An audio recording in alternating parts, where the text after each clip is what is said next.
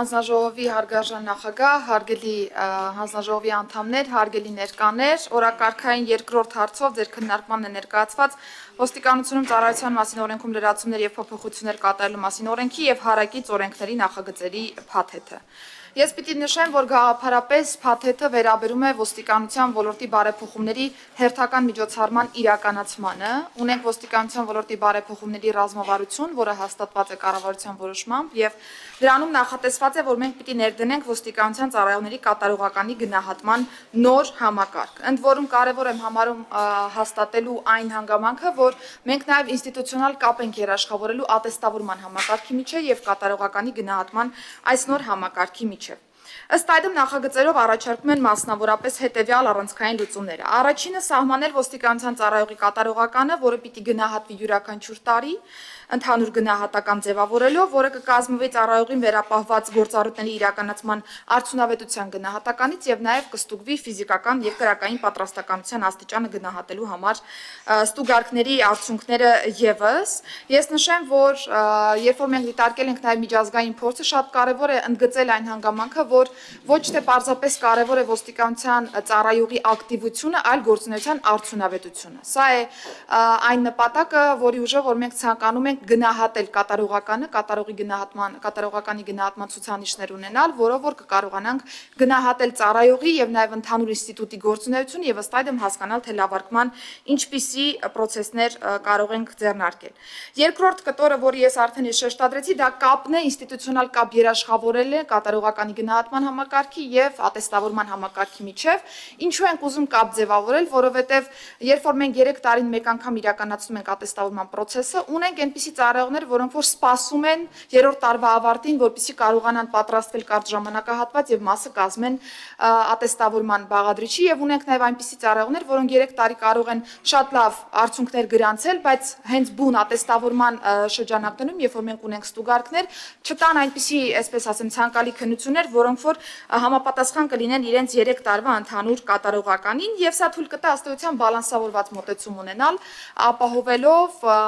կատարողականի գնահատման եւ ատեստավորման միջև կապը։ Ըստ էության մենք դիտարկելու ենք նախորդած 3 տարիների կատարողականի ընդհանուր գնահատականների միջին թվաբանականը եւ բնականաբար սրանք կգումարվի նաեւ համապատասխան չափաբաժնով ատեստավորման արդյունքները։ Ընդ որում կարեւոր եմ համարում ընդգծել, որ կատարողականի գնահատումը մեզ պիտի թույլ տա երկու կարեւոր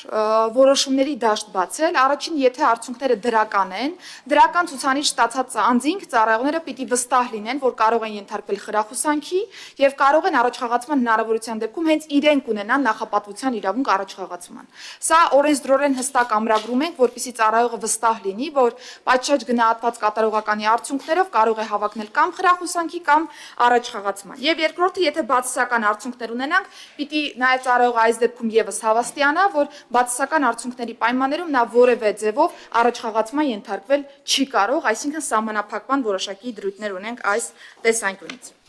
Նշեմ, որ նախատեսել ենք լիազորող նորմ, որպեսզի այս բոլոր ընթացակարգային հարցերը ներքին գործերի նախարարի հրամանով կարգավորենք եւ կարողանանք թե չափաբաժինները որոշարկել եւ թե նաեւ մնացյալ ցուցանիշները այս տեսանկյունից եւս ընդգծել նախարարի հրամանի շրջանակներում։ Հաջորդ փոփոխությունը վերաբերում է կրթական process-ին, նկատի ունենալով այն հանգամանքը, որ այս պայծրությամբ օրենսդրորեն ոստիկանության կրտսեր եւ բարձրագույն խմբի պաշտոններ զբաղեցնող անձանց համար վերապատրաստման պարտադիր պահանջ չկա, մենք նախատեսում ենք վերապատրաստման պարտադիր պահանջ, ընդ որում ոստիկանության պետի համար նախատեսում ենք այսպիսի նաեւ հնարավորություն վերապատրաստման, հաշվի առնելով նաեւ այն մի շարք փոփոխությունները, որոնք ընթացած եւ նախորդ տարիներին տեղի են ունեցել ոստիկանության ոլորտում եւ ըստ այդմ վերապատրաստումների շրջանակում կարիք կա թարմացնելու այն գիտելիքների պաշարը, որը որ պիտի համապատասխանի այս կարգավիճակին։ Մյուսը, ինչ վերաբերում է ատեստավորմանը, մենք ուզում ենք սինխրոնիզացնել ոստիկանության եւ փրկարար ծառայության ատեստավորման process-ները։ Այս հանձնաժողովով մենք ընդունել ենք մի կարևորագույն փաթեթ, որը որ 2 ամիս անց է հնարավորություն տրվում ոստիկանության ծառայողին ատեստավորվել, երբ որ նոր է մուտք գործում աշխատանքի, բայց փրկարար ծառայության դեպքում այն 6 ամիս անց է եւ ըստ այդմ առաջարկում ենք 2 ամսվա կանոնը տարածել նաեւ փրկարար ծառայողների վրա։ Հաջորդ փոփոխությունը վերաբերում է հետևյալին։ Մենք նախատեսել ենք, որ 3 տարվա կտրվածքով պիտի ատեստավորում անցնեն ծառայողները, չատեստավորվելու պայմաններում ենթակային ծառայությունից ազատ արձակման, բայց հաշվի առնելով այն հանգամանքը, որ այս ամբողջ ժամանակահատվածում բավական մեծ կառուցվածքային փոփոխություններ են ունեցել, վերապատրաստումների մեծ ցիկլ են ունեցել, հատկապես ոստիկանության գվարդիայի ձևավորմամբ, մի շարք ծառայողներ օբյեկտիվորեն չեն հասցրել այս ժամանակահատվածում ատեստավորվելու եւ նախատեսում ենք, որ նախարարի հրամանով նաեւ ատեստավորման անցկացման ժամանակացույց կունենանք, որը որ փուլային սկզբունքով կկարողանանք այս հարցը եւս կարգավորել։ Սրանցից բխող հիմնական փոփոխությունները եւս նախատեսված են որպես, այսպես ասեմ, օժանդակող մեխանիզմներ։ Նշեմ, որ փաթեթում դուք կտեսնեք նաեւ նախկինում ընդունված օրենսդրական նախաձեռնություններում որոշակի չեղարկումներ, սա ուղղակի ուզում եմ տեղեկացնել, որ վերաբերում է մի նախաձեռնության, որը Կրթության, գիտության, մշակույթի, սպորտի նախարարության գործընկերներն էին ունեցել ազգային ժողովում, քանի որ հնդածս մենք ներքին գործերի նախարարության կրթահամարին ենք ձևավորել նոր տրամաբանության մեջ, ուղղակի process-ները սինխրոնիզացնելու տրամաբանության մեջ կարիք կա շտկում իրականացնելու այդ նախաձեռնության շրջանակներում։ Եվ ես ուզում եմ ամփոփելով նշել, որ կատարողականի գնահատման այս համակարգը իրականում մեծ փոփոխություններ բերելու ոստիկանության համակարգում, որովհետև հնդածս մենք տարբեր սուբյեկտիվ գնահատումներ ենք անում, որը կարող է լինել թե օբյեկտիվ, թե սուբյեկտիվ, որպես այդպեսին, հաշվի առնելով հիմքերը, բայց ուզում ենք ձևավորել այնպիսի համակարգ, որն անկախ անձերից կկարողանա օրինաչափ եւ կայուն գնահատականներ տալ ոստիկանության աշխատանքին եւ մենք կկարողանանք ըստ այդմ գնահատել թե ծառայության աշխատանքը, թե կոնկրետ անձանց աշխատանքը եւ որոշարկել նաեւ այն բարեփոխումների նոր ուղղությունները, որոնք կարող ենք ունենալ։ Եվ ես ուզում եմ նշել, որ ճիշտ գծագրված խորքային գնահատումներով անցած կատարողականի գնահատման ցուցիչների համակարգը ոչ թե պարզապես գնահատելու է, չափելու է ոստիկանության աշխատանքը, այլ ձևավորելու է նաև նոր մոտեցումներ, որովհետև եթե մենք կատարողականի գնահատման հիմքում դնենք այնպիսի արդյունքային ցուցանիշներ եւ այնպիսի նաև արժեհամակարգային մոտեցումներ, որոնք ընկած են ոստիկանության ոլորտի բարեփոխումների հիմքում, բնականաբար սա թույլ է տալու ձևավորել նոր վարքագիծ ոստիկանության շրջանակներում եւ ինստիտուտը տանել կայուն զարգացման ճանապարհով։ Շատ կարճ, թերևս այսքանը հարգելի գործընկերներ, հարցերի դեպքում սիրով։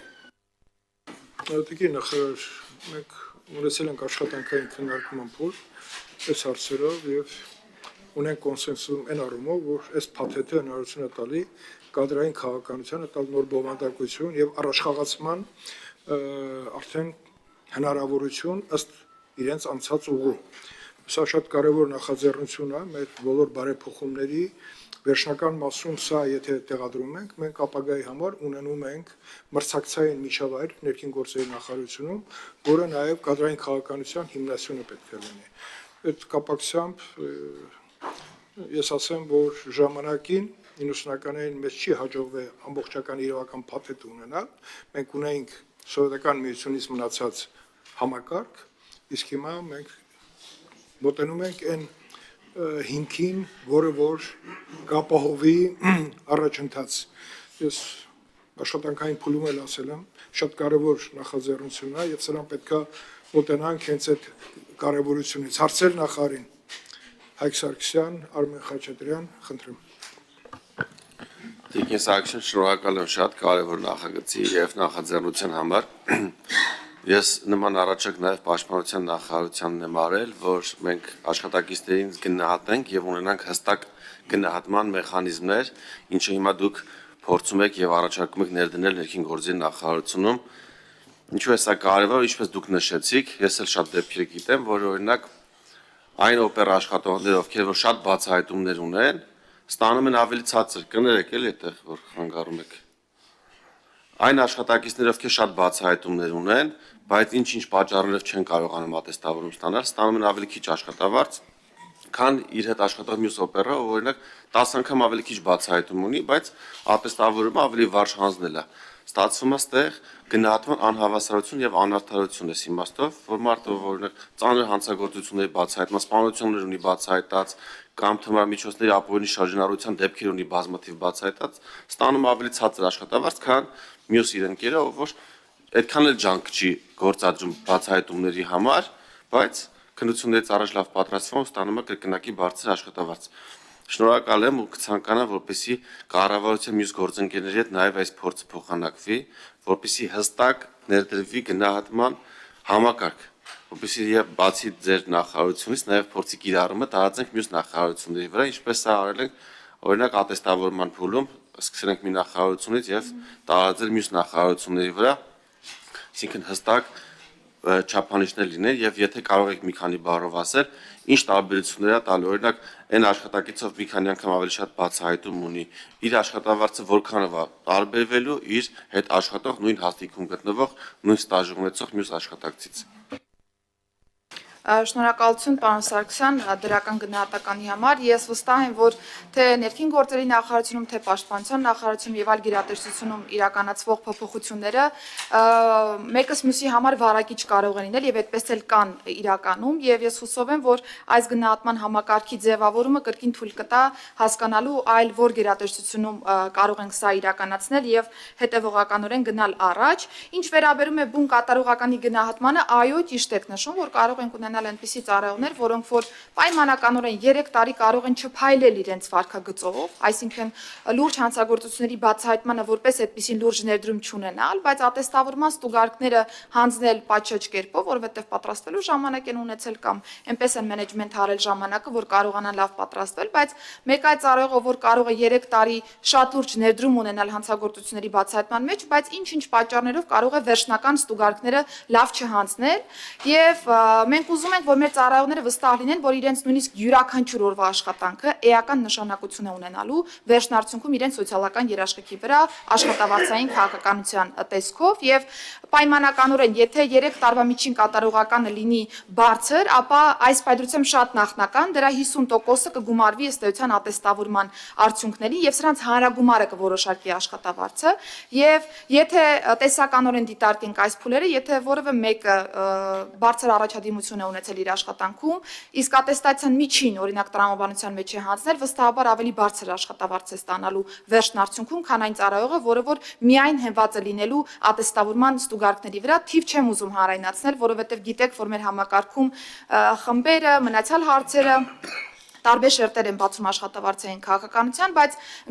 գաղափարապես ուզում եմ հստակեցնել, որ այո, եթե անձը ունի լավ առաջադիմություն 3 տարվա ընդհանուր կատարողականի հարագումարով, ապա ամենայն հավանականությամբ նրա աշխատավարձային քաղաքականությունը ավելի բարձր կլինի այն աշխատակցից, ում մոտ միայն բարձր է հենց ատեստավորման ստուգարկների արդյունքում հանձնված միավորները, եւ ես առիթ օգտագործելով ուզում եմ նշել, որ մենք արդեն իսկ մինչեւ օրենսդրական նախաձեռնությունը բերելը պիլոտավորել ենք հատկապես բարեկային ծառայության կարգախմբերի օրինակով կատարողականի գնահատման մեր ցուցիչները, պայմանականորեն դիտարկել ենք ֆիզիկական եւ կրակային պատրաստականության հետ կապված հարցերը, ուժի գործադրման հիմքով կարգապահական տուժի օրինակ արկայությունը կամ բացակայությունը, կարգապահական տուժի արկայությունը կամ բացակայությունը, առհասարակ արձագանքման արագություն եւ այսպես շարունակ։ Այսինքն առանձնացրել ենք այնպիսի հանգամանքներ, որոնք վերջնարդյունքում մեզ կարող են բնութագիր տալ, թե կոնկրետ կարգախումբը ինչպիսի աշխատանք է տարել եւ ըստ այդմ գնահատել այս կարգախմբի աշխատանքը։ Պիտի նշեմ, որ շուրջ 2500 ծառայողի օրինակով այս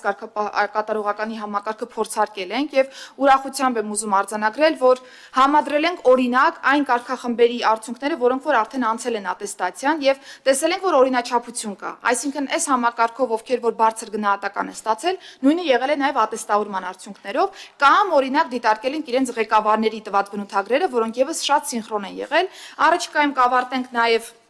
մյուս հենասյունային ուղղությունների մասով կատարողականի ցուցիչների եւ ես վստահ եմ, նորից եմ ուզում շեշտել, որ սա համակարգին նոր շնչով աշխատելու հնարավորություն է տալու, որովհետեւ նախ առաջին հերթին մենք ինքներս հասկանալու ենք այս պետության ինչ իրավիճակ ունենք, այսքան նաեւ բարեփոխումների որոշումների կայացման տրամաբանության մեջ եւ գնալու ենք հետեւողականորեն մեր կատարելագործման ճանապարհով։ Շնորհակալություն Արմեն Խաչատրյան։ Արձագանքի պարոն Քոչյան։ Ընտրեմ։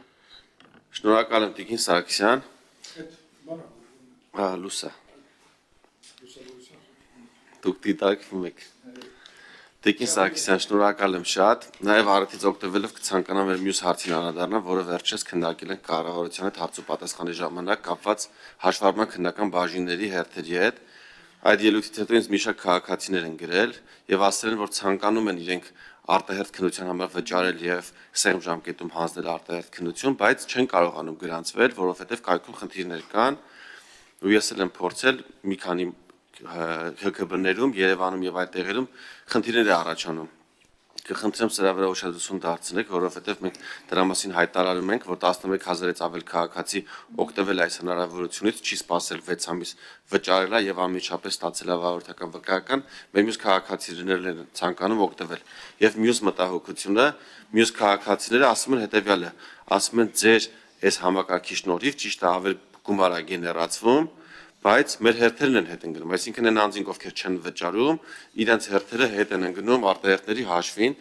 ու այս մասով կցանկանամ, որպեսզի իրականում իմ առաջարկը մի անգամ էլ հնչեցնեմ, մենք ունենք լուրջ մեծ մարզեր, օրինակ Լոռին, Տավուշը, որտեղ ունենք 250,000-ից ավել բնակչություն, բայց ընդհանրապես մեկ հաշվառման քննական մեքենա։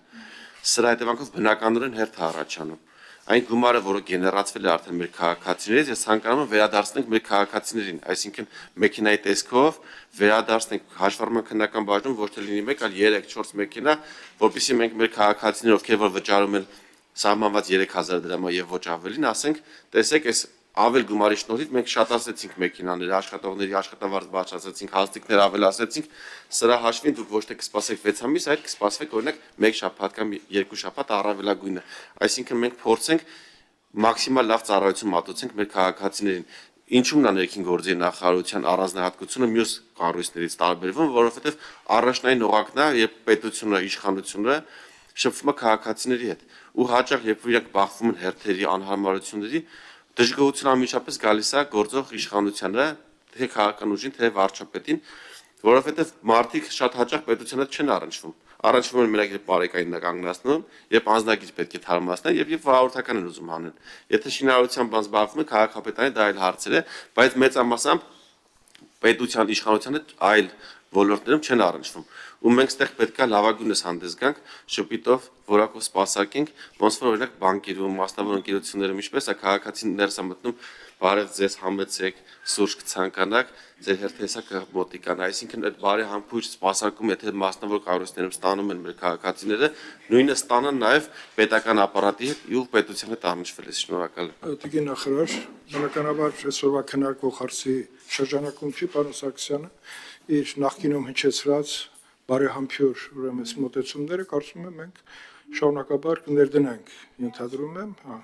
Արմեն Խաչատրյան, խնդրեմ։ Շնորհակալություն Տիկին Սարգսյանի, ինչ վիճակում են գտնվում բարեկների ատեստավորման գործընթացը կա, թե դեռևս ընթացքի մեջ է։ Շնորհակալություն։